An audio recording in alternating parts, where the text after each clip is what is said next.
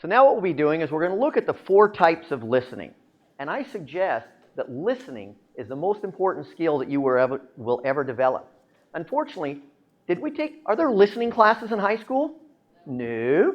There's writing, there's debate, there's reading, but we don't get listening skills. And yet I suggest that listening is one of the most effective things that you will ever do. The first thing that listening does is it shows respect to the person that's talking to you.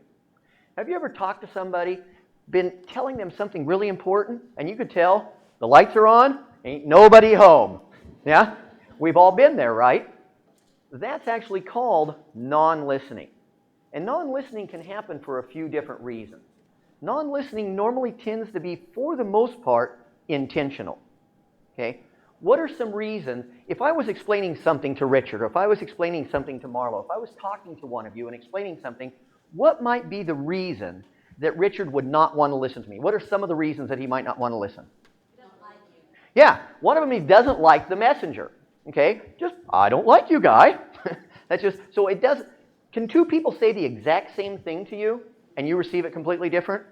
Absolutely. We have filters. We have these like little earmuffs, little filters over our ears. We have to be careful as communicators to be extremely careful.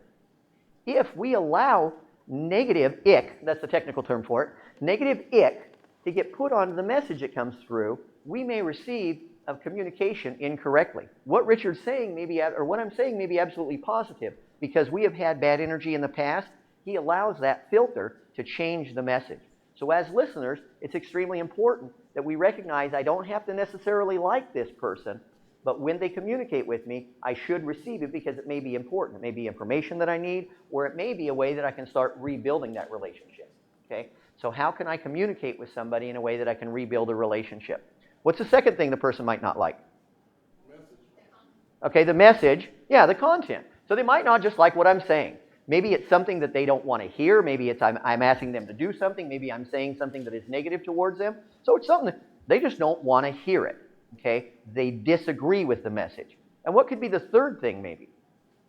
She knows it already? Yeah, they know this. This doesn't have any pertinence to me. Guy doesn't know what he's talking about. I already know this. Or I don't need to know this. It has nothing to do with me.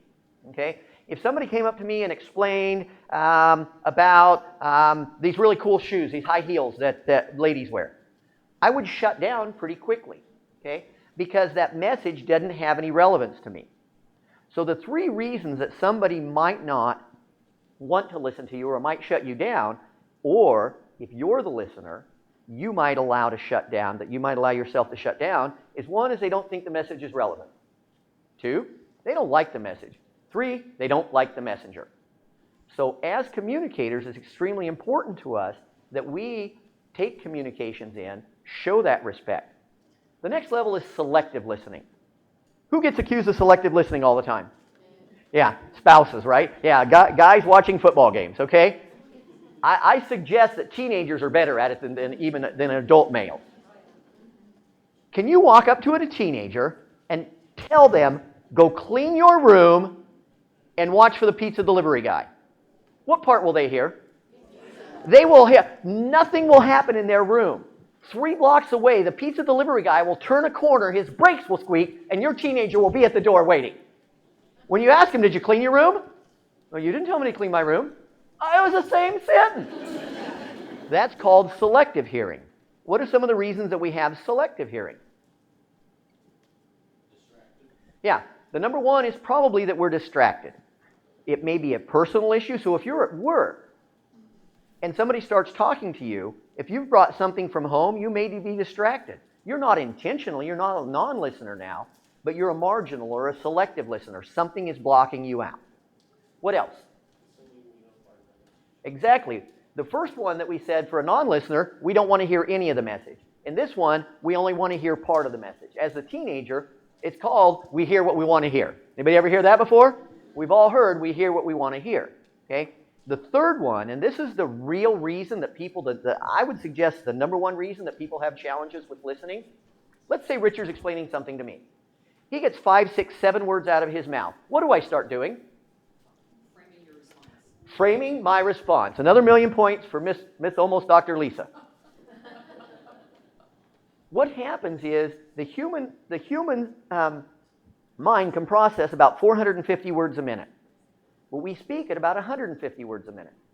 So when someone is explaining something to us, we have 300 words extra back here of, okay, so I bet he's going to say this, and so I need to say that. He's probably going to...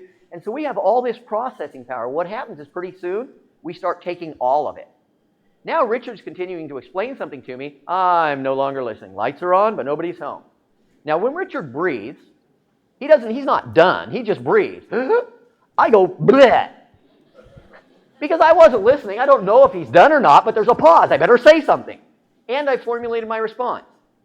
Is it obvious to him that I wasn't listening? Absolutely. One is my response might not be correct, but more importantly, there is no way a human could have formed a response that quick. That meant that I wasn't listening, and it was very, very disrespectful.